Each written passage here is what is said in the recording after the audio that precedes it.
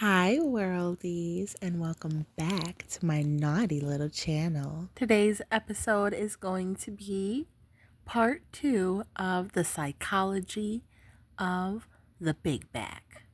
I'm sorry if you can hear a thunderstorm in the background. Today, I wanted to talk about this body positivity influencer who claimed that wanting to be skinny makes you whitewashed and fascist. Because a content creator talked about being skinny. She's like a black content creator. All she said was that she loves being skinny and that is her favorite quality about herself. And my favorite thing to be is skinny. And I fear you cannot say that out loud, but it is my favorite thing to be, and it is my favorite fear to not be. And this is just for me personally. This is all personal to me. And I actually couldn't even find the original video because it got removed by TikTok. People apparently got this woman's TikTok demonetized and got the video removed, I guess, because that's how upset they were that she said she likes being skinny. And now we've got this woman here saying that being skinny is a part of the alt-right pipeline. So if you're not from the United States, whenever someone uses that term alt-right, they're talking about the political parties that have a lot of like KKK members in them and like people who are like just openly extremely racist. Keep in mind that this original content creator, she never said anything about race. All she said was that she likes being skinny. Let's take a look at the video. The collective outcry on this app when Slim Kim came out and said what most fat people know that many skinny people think is just indicative that we are not mentally prepared for the shift of conservatism, the rise in body fascism, the narrowing down of what is seen as beautiful or what is seen as an acceptable way to look has been happening for some time now. If I'm being real, it started with the deer versus doe eyes versus siren eyes versus dark feminine versus all of that. It's a pipeline. Do you have cat face or deer face turned into let's turn our face to the side and analyze the slopes of our noses like fucking eugenicists? And I think that because we are so used to seeing the alt-right pipeline as marketed towards men, it's more difficult to recognize and understand when it's being marketed towards us in beauty faces. It's not a coincidence that all of a sudden skinny people are coming out and declaring that they love being skinny. It is not a coincidence that brands that formerly claimed to care about diversity or whatever are rolling back on their darker skin tone. People are now openly saying the R slur on social media again like it's normal. All of a sudden it's become accepted to declare on this app that you don't care about Palestinian people and their genocide. As we scroll and consume and even participate in social media, we need to be engaging in critical thought. Media literacy is dead. Can we revive it, please? Okay, so did you hear all of those different buzzwords she was using to demonize skinny people? She literally said that it was body fascism. So she just made up a term called body fascism. She's calling you a fascist. If you are skinny and you enjoy being skinny, you are a fascist, according to this woman. And then notice how she randomly ties it in with the conservative party On this app when Slim Kim that we are not mentally prepared for the shift of conservatism that is happening. And notice how she said that it's a shift into conservatism as if being skinny is something political. Being at a healthy weight, that has nothing to do with the political party that you're in, sis. So do you see what I'm talking about? A lot of people who are like into this super woke, almost like this hotep black community, a lot of times they will hide behind isms. Okay, they'll hide behind fat phobia. By the way, my psychological theory on a lot of black women is that what they're experiencing a lot of times is not colorism. It's really just that she's fat. But that's another video. But notice how she's randomly tying being skinny to the political party and saying that this is the rise of being conservative. That's why people are talking about being skinny. Being skinny has nothing to do with being a Republican. Like the content creator literally was just talking about how she enjoys her body or she enjoys being skinny. Also, have you ever noticed the hypocrisy? Like, why is it okay for you to like being fat, but it's not okay for someone to like being skinny? And if you like being skinny, you're falling for conservatism. Narrowing down of what is And then she says that by talking about being skinny, you're narrowing down what is being seen as beautiful. So once again, this is actually an inferiority complex because just because someone says that one body type is beautiful, it doesn't mean that they're saying your body type is ugly. So your inferiority complex is showing, sis. Cut the cameras. Dead ass. Call me a hater, but Slim Kim's video about how she's so happy she's skinny did bother me. And this is just for me personally. This is all personal to me. And I think it is weird. I also find it so interesting that she felt comfortable making this video after the election because there is a correlation. What we're going to start to see is so many people clinging on to whatever perception of privilege that they have as a means of advanced social advancement. But back to Slim Kim. She knows what she was trying to say. And this is just for me personally. This is all personal to me. You know what she was trying to say. And this is just for me personally. This is all personal to me.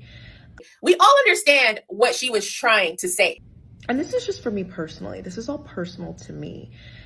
And I at least wish that y'all would be comfortable and stand on it and stop trying to make it seem like we're just taking it the wrong way. Because the reality is she's only happy to be skinny and, thinks about being skinny all day is because she believes that there's some perception, some privilege that's attached to her skinniness. And whenever someone tries to use privilege as an example, with me at least, the question that I always ask is, where in your life can you show me the benefit of this privilege?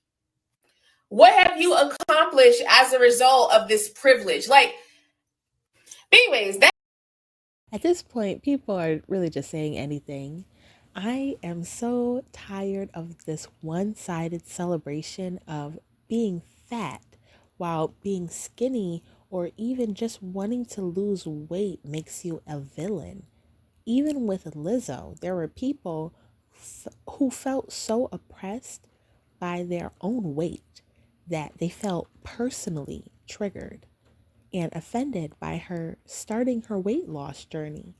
This proves my point that level down women don't mind their poor quality of life as long as they have a partner in crime or a champion to look up to, a fat, obese queen to make it okay for them to do what they're doing. As long as they can commiserate with you, They feel slightly more emotionally regulated. They think you eating a salad is disloyalty. They literally think you are anti black for drinking a smoothie. It just goes to show how, especially in America, we live in such a first world country that unambiguous black women are somehow both at the bottom of society, yet privileged enough to feel offended by organic juice. That kind of sounds like being a Karen, if I'm being honest. I feel like there are definitely ethnic genetic trends as far as body types go to, a limited degree. If you didn't know, there are body typing systems such as the one created by David Kibbe. That system doesn't say, okay, so all Asian women are this type of body and all black women are this type of body. So while there are high rates for obesity in black American women, there are still diverse body types. This creator is almost saying that you're not black if you're not big.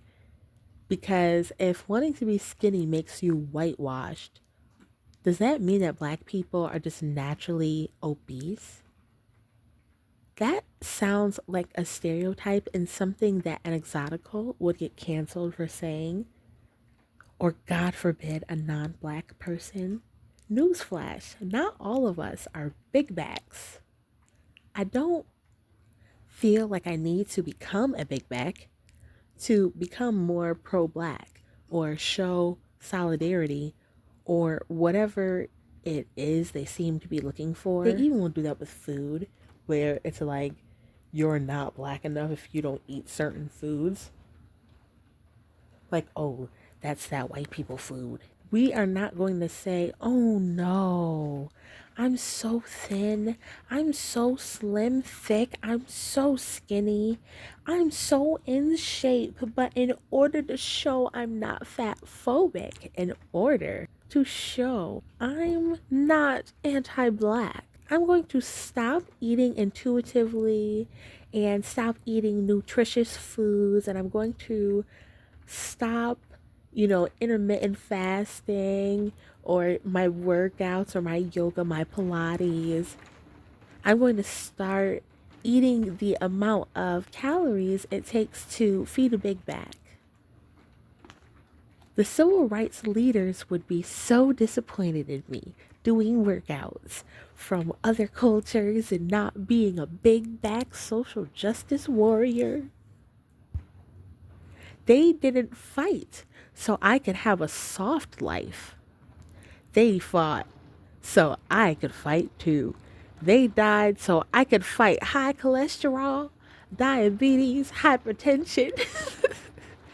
They wanted my only meals to be soul food and my only exercise to be marching for freedom.